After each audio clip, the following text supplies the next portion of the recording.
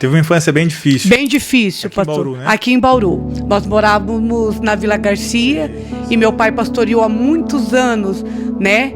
A igreja que ele era pastor na época. Uma infância muito difícil, muito dolorosa, né? Ele catador de papel, minha mãe faxineira, e eu nasci com uma enfermidade aos 23 dias de vida, desenganada de 12 médicos, né? E foi aí que a minha trajetória ministerial começou, né? Através da vida dele, um homem com comunhão, oração.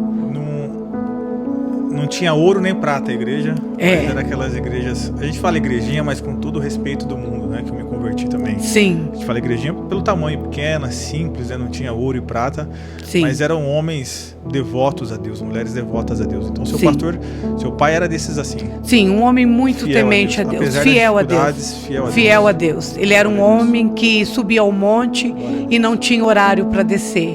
Um homem fiel a Deus, um homem que rompeu a medicina para que eu pudesse estar aqui.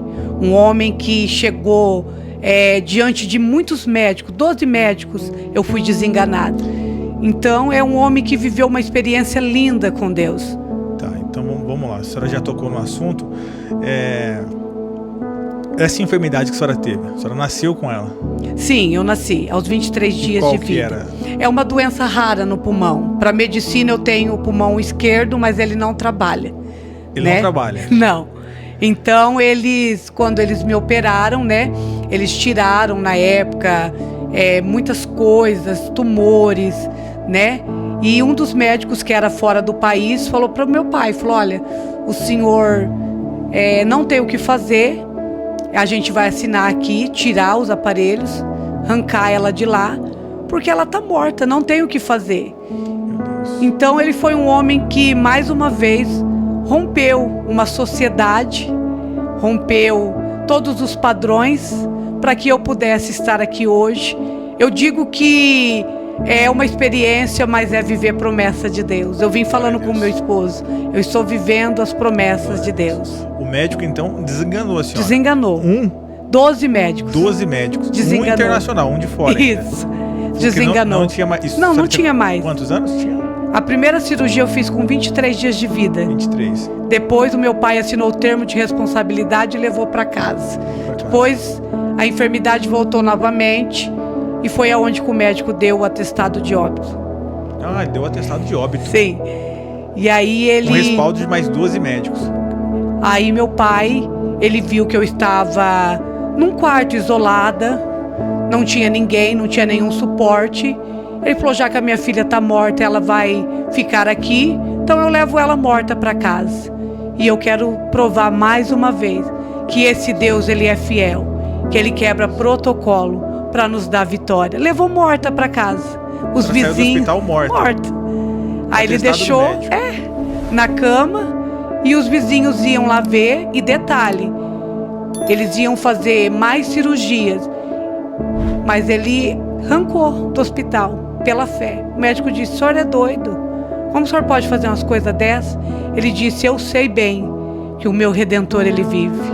E levou para casa morta.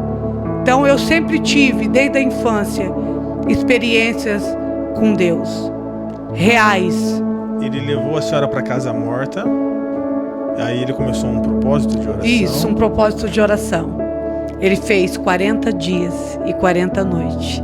E ele disse ao Senhor: eu só saio daqui quando Jesus passar na minha casa. Então foi uma experiência linda. Eu sempre tive e digo que para viver milagre e propósito de Deus requer renúncias e sacrifícios. Então o Senhor, ele nunca nos dará algo que nós não possamos carregar.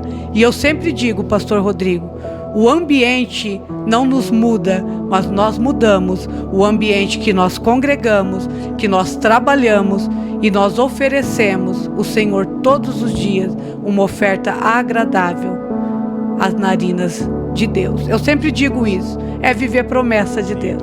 Tem gente esperando a mudança no ambiente, né? Exatamente. Mas sendo que nós podemos mudar. Nós somos a mudança. Nós somos cura na vida de alguém.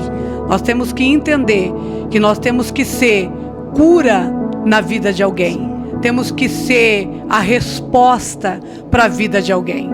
Então eu sempre vivi essas experiências. Hoje meu pai é falecido, já tem 30 anos, né? É uma morte assim muito dolorosa, mas o Senhor nos provou que através da vida dele sempre tem esperança de vida.